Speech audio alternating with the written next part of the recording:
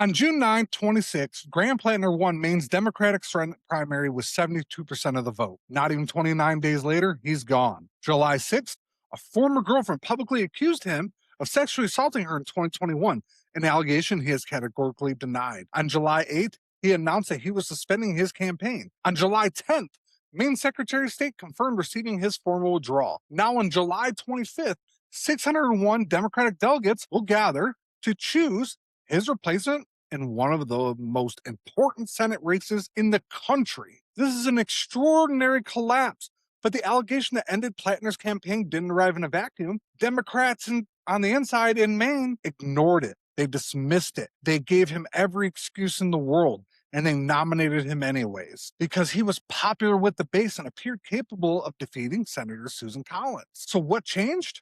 Was it the latest allegation, or did Democratic leaders decide they could no longer cross? Or did Maine's July 13th withdrawal deadline create a narrow political window for the party to replace him before it was legally too late? The dates don't prove coordination, but they are definitely a part of this story, and they deserve to be examined. Keep one number in your head as we go.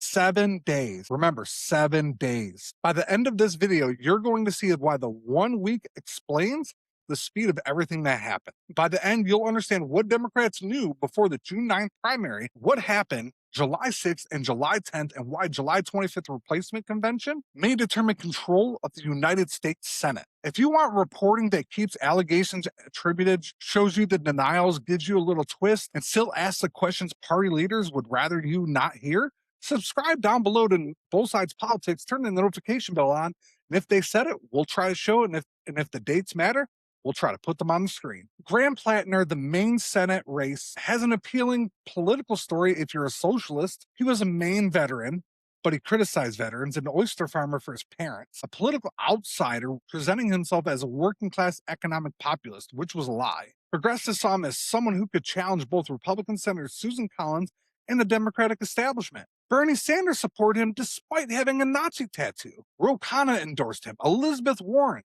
Ruben Gallego joined other prominent Democrats backing his campaign. Platner built an energized grassroots movement and quickly became the candidate to beat despite a Nazi tattoo, kick allegations exposed by his wife. But by the fall of 2025, serious signs were already public. Old Reddit posts surfaced containing offensive and dismissive language about sexual assault. CNN congressional correspondent Manu Raju confronted Platner about the post, and he described them as terrible. Platner apologized and connected the comments to a troubled period following his military deployments. The context may explain his condition at the time, but it doesn't erase what he wrote. And is that what's really in his heart?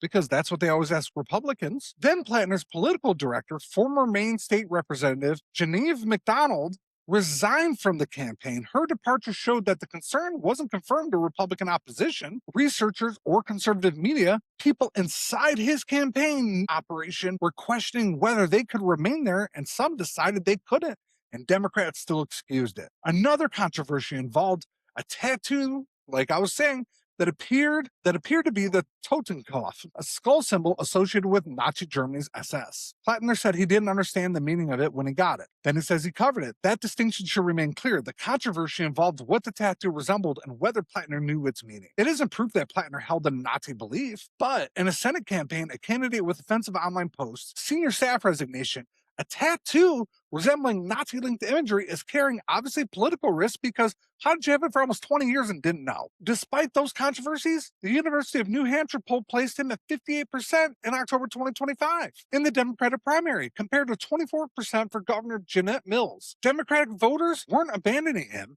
His endorsements largely remained intact and his supporters continued growing. One of Platner's Democratic opponents, Vera Smith Rodriguez, withdrew while criticizing his past remarks involving sexual assault in the military. Smith Rodriguez, who has identified herself as a survivor of military sexual assault, argued that she couldn't remain silent while someone who had minimized that crisis advanced toward the Senate. Her warning came inside the Democratic primary. It didn't stop Platner's rise. Everybody looked the other way once again. On April 30th, Governor Mills suspended her campaign after failing to overcome Platner's advantage. I guess sexual assault and Nazi symbols are an advantage in the Democratic Party these days. Although her name remained on the June primary ballot, Mills had been the preferred candidate of several national Democratic leaders that were moderate. Her departure effectively cleared the path for Platner.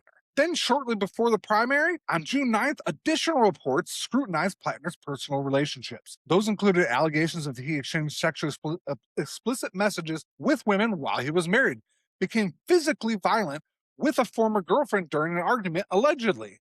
The New York Times published accounts from 3 women who described past relationships with Platner and aspects of his behavior they found unsettling. Those reported claims, not criminal convictions or established judicial findings, but they added a growing political file to Democratic voters had available before the primary.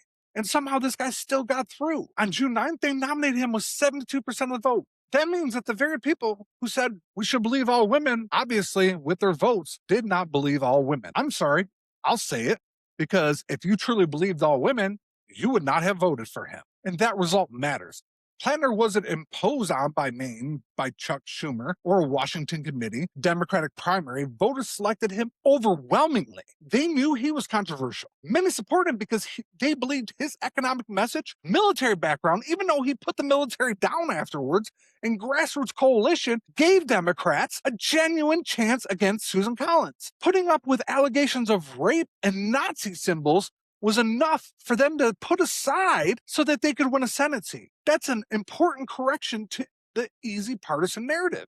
Then came July 6th. Politico published an allegation from Jenny Recca, a 41-year-old Maine resident who previously had an on and off again relationship with Platner. She alleged that Platner arrived at her home uninvited and intoxicated back in 21 and forced her to have sex. She described during the encounter, "This is no longer my choice." In a subsequent CNN interview, Rocott said that Platner violated multiple layers of consent by entering after being told not to and continuing his advances after she objected. Those allegations made publicly under her own name. Platner denies them. He called the allegations serious, troubling, but false. He said any claim that he engaged in non-consensual sexual behavior was categorically untrue. That denial must remain beside the allegation every time this story is reported, because unless you are convicted in the court of law, you're not guilty. Platner's campaign also questioned the timing. His teams noted that the story appeared 1 week before Maine's July 13th withdrawal deadline, and after earlier damaging reports arrived shortly before the June 9th primary. The campaign argued that his political opponents were attempting to remove a progressive candidate that they had failed to defeat at the ballot box. But what happened next was insanely immediate.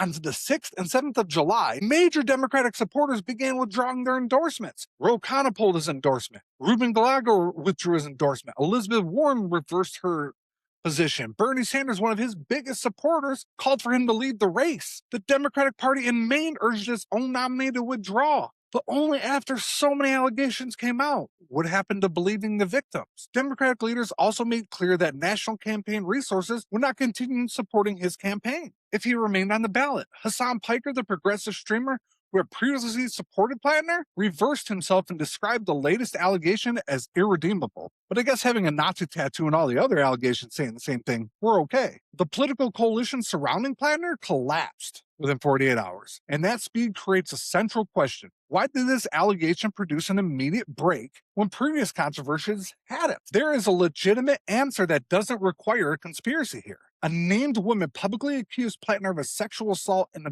detailed account. That is more serious than an offensive online post, a controversial tattoo, and reports of consensual relationships. Party leaders may have simply believed the July 6th allegation crossed a moral and political line that earlier controversies hadn't crossed. What? Whatever. But here comes the number I told you to hold on to, that magic 7 days. Under Maine election law, Platner needed to withdraw by the 5 p.m. on July 13th for Democrats to replace him on the November ballot. After his withdrawal, the party needed to complete its replacement process by 5 p.m. on the 27th of July. On the 6th, Democrats had exactly 1 week to act before the first door closed. Before June 9th, abandoning Platner would have meant fighting the candidate leading their own primary, despite being terrible. It's insane. July 13th, replacing him would have become legally impossible, and they probably would have lost the election no matter what. They probably will lose it now. In my opinion, I'm not from Maine, but if you're there and you can support a party in that state, I'm not calling all Democrats, but if you can support the party even after these kind of allegations and they look the other way, I don't know what to tell you. But that doesn't prove party officials arranged the allegation or controlled when it became public. But there's no evidence establishing it, no matter how I may feel or you may feel. But it does help explain why national leaders responded with such speed. They faced a serious new allegation and a legal deadline that gave them almost no time to deliberate. On July 8th, Platner released a video announcing his campaign would end. He continued denying the allegation and argued that political and media forces had used it to undermine him and the movement supporting his candidacy that was largely backed by Democratic socialists. He said the movement needed to continue without him. Then, on July 10th, Maine's Secretary of State confirmed receiving his signed formal withdrawal. That date matters. Platner left behind more than an empty ballot position. He left behind thousands of voters who believed they had defeated the Democratic establishment finally on June 9th, only to watch the candidate they selected turn out to be a fraud. Some of these voters believe Platner was held accountable for an allegation that made his campaign politically impossible. Others believe the establishment used an allegation as an opportunity to retake control of the nomination. Those interpretations are now competing inside the same party, and Democrats have almost no time to repair the division. Stay with me because the replacement fight is where this gets messy, and Susan Collins starts smiling. The replacement field is crowded. Former Maine Senate President Troy Jackson entered the contest with support from parts of Platner's Progressive Coalition. Jackson is a lawyer and a former state legislator who previously campaigned alongside Platner and received support from Bernie Sanders-aligned organizations, primarily Democratic Socialists of America. Former Maine CDC Director Nirav Shah is also competing. Shah believes that Maine's Secretary of State entered the process. Jordan Wood returned to consideration. Maine Beer Company co-founder Dan Clevin joined the contest after having previously sought the Senate nomination. Other participants have all joined. The crowded contest shows Democrats haven't settled on an obvious replacement. Do they have somebody capable of doing it? We'll only know. The historical precedent for replacing a damned Senate nominee this early, shortly before an election, is very rare. In 2002, New Jersey Senator Robert Torricelli withdrew amid ethics scandal that only 36 days before the election. Democrats replaced him with former Senator Frank Laudenberg. Republicans challenged the substitution, but New Jersey courts permitted it. Laudenberg, the damaged nominee, select an experienced replacement, reunite the party, and refocus the race on the Republican incumbent. But Platner's case contains a major difference. He didn't withdraw quietly.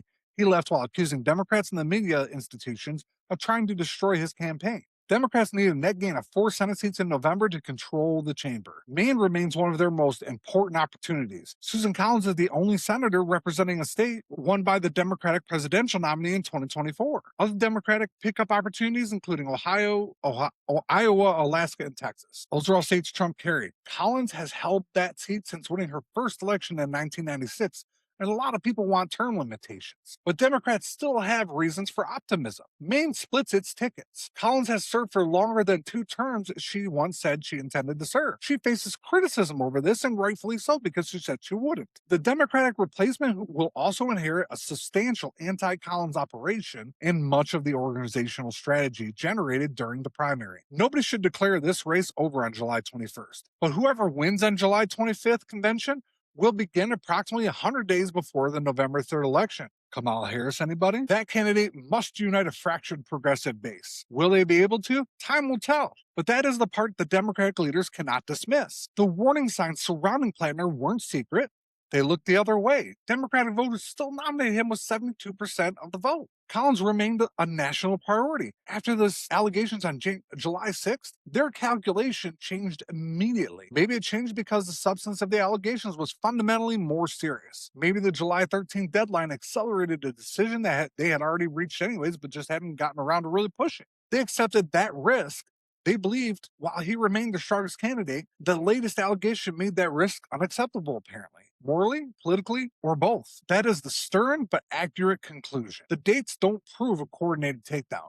They do show that Democrats had 1 week to protect their ability to replace Platner, and that's probably why he was pushed out so fast. Now, Maine Democrats must prove that their movement is bigger than one candidate and that their replacement can unite voters who may believe their primary decision was taken away from them. Susan Collins only needs them to remain divided. I'll be covering the July 25th convention. The nominees selected by the delegates, whether Platner supporters move with the party or they stay at home. What do you think? Subscribe down below for both sides politics if you want the allegations attributed, the denials included, and the political incentives examined without pretending any of them are proven conspiracies. Then tell me down below in the comments, did Democratic leaders act because July 6th produced an allegation they could no longer deny? Or did Maine's July 13th deadline force them to move before they had no choice? Subscribe and turn on notifications so you don't miss a single thing. And if you want to help keep this channel going, there's a Buy Me a Coffee link in the description, and every dollar goes back into the show. buymeacoffee.com/bothsidespolitics. I appreciate all your support. If they said it, we try to show it. If the timeline matters, we'll try to put it on the screen.